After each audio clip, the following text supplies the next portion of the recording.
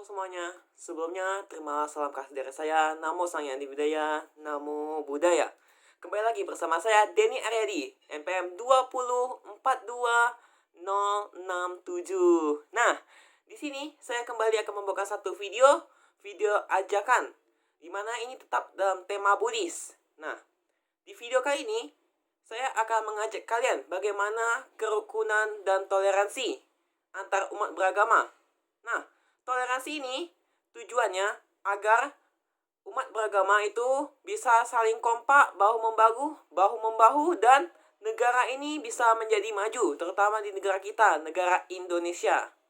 Nah, seperti yang kita tahu, di Indonesia ini yang diakui itu ada 6 agama. 1 agama Islam, 2 agama Buddha, 3 agama Katolik, 4 agama Kristen, 5 agama Hindu, dan yang ke-6 agama Konghucu. Nah, tentu saja dari 6 agama ini, semua ini telah memenuhi syarat, yaitu yang pertama, agama ini memiliki umat. Dan yang kedua, agama ini memiliki tempat ibadahnya. Maka itu agama ini diakui di Indonesia. Nah, mengenai topik kita pada video ini, itu adalah mengenai ajakan kerukunan dan toleransi. Bagaimana tiap-tiap agama ini bisa saling rukun tanpa membanding-bandingkan agamanya masing-masing. Nah, seperti apa?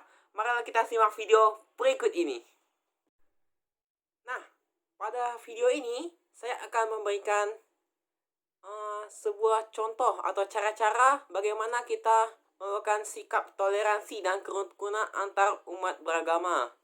Nah, pertama itu kita bahas dulu mengenai lingkungan sekolah atau lingkungan perkuliahan. Yang bisa kita ambil dari sikap toleransi ini adalah pertama, tidak mengganggu teman-temannya yang sedang berpuasa. Contohnya ada teman kalian yang beragama Islam sedang berpuasa. Kalian janganlah goda-goda dengan makan di depannya. Itu sikapnya tidak toleransi, tidak hormat, kasihan kepada teman-teman kalian yang berusaha untuk beribadah puasa. Nah, yang kedua itu berteman dengan siapa saja, baik lingkungan sekolah atau perkuliahan. Bertemannya dengan siapa saja tanpa membedakan agama-agamanya. Terus yang kedua, setelah dari lingkungan sekolah tadi, ini adalah lingkungan masyarakat. Di lingkungan masyarakat, kita harus bisa menghargai dan menghormati pendapat orang lain ketika mengadakan musyawarah. Nah, seperti biasa kalau pada saat musyawarah tentu saja ada banyak pendapat-pendapat yang masuk gitu kan. Jadi, pendapat ini kita harus bisa saling menerima dan menghargai. Saling menghargai, kita juga menghormati pendapat ini. Terus, yang kedua, tidak mengganggu peribadatan agama lain. Agama lain kan biasanya tetap ada istiadatnya atau dari turun-temurunnya. Itu kita harus tetap menghormati. Karena itu juga seperti biasa dalam agama Buddha juga ada dari turun-temurun, dari leluhur gitu. Pasti ada. Agama lain pun juga ada seperti itu. Yang ketiga ini ikut serta menjaga keamanan ketika ada acara keagamaan. Nah, biasa kalau ada acara keagamaan, biasa dari orang-orang yang dari entah itu yang sama agama atau yang berbeda-beda agama itu pasti bisa berkumpul atau diajak berkumpul bersama. Nah, pada saat berkumpul itu, kita harus tetap bisa menjaga keamanan. Apabila kita aman, kita juga akan rukun dan tenang.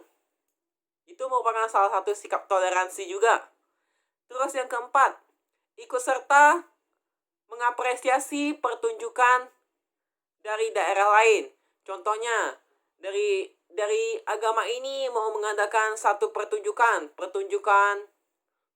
daerahnya yang berasal dari agamanya juga. Itu kita tonton, kita apresiasikan. Kita tunjukkanlah kita senang ketika melihat acara tersebut. Itu kalau di lingkungan masyarakat. Bagaimana dengan lingkungan berbangsa dan bernegara? Nah, di lingkungan berbangsa dan bernegara ini, itu ada sikap yang harus kita toleransi juga. Agar umat beragama ini bisa saling rukun. Yang pertama itu berlapang dada dalam menerima semua perbedaan. semua perbedaan yang ada itu kita bersikap lapang dada, kita terima apa adanya. Terus yang kedua, tidak membedakan teman yang berbeda keyakinan. Seperti tadi, pada saat lingkungan perkuliahan atau lingkungan sekolah tuh kita juga tidak boleh membeda-bedakan teman yang berbeda keyakinan. Yang ketiga, tidak memaksakan orang lain dalam hal agama. Misalnya, kamu ajak si A, yuklah masuk ke agama ini. Si B, ayolah masuk ke agama ini.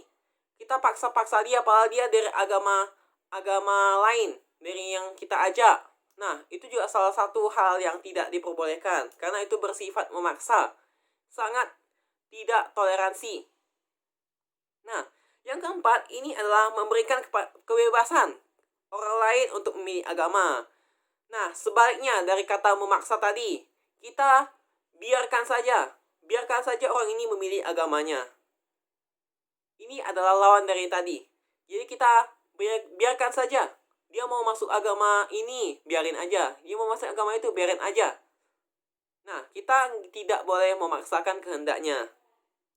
Nah, terus yang kelima, tidak mengganggu orang lain yang berbeda keyakinan ketika mereka beribadah. Nah, ini juga salah satu sikap toleransi. Apabila ada teman kalian yang berbeda agamanya dengan kalian, tentu satu bakal beribadah, satunya enggak. Nah, pada saat teman kalian beribadah ini, kalian harus bisa biarkan mereka beribadah, biarkan mereka fokus pada ibadahnya. Jangan diganggu atau dikerjain lah, jangan diganggu atau dikerjain apa-apa gitu. Jadi, biarkan saja mereka fokus pada ibadah yang mereka laksanakan. Jadi, seperti itulah cara-cara melakukan sikap toleransi dan kerukunan. Tujuannya agar bangsa dan negara kita ini bisa semakin maju. Apabila kita sama-sama bisa membangun negeri ini, kita pasti bisa berkembang, bahkan kita bisa harmonis.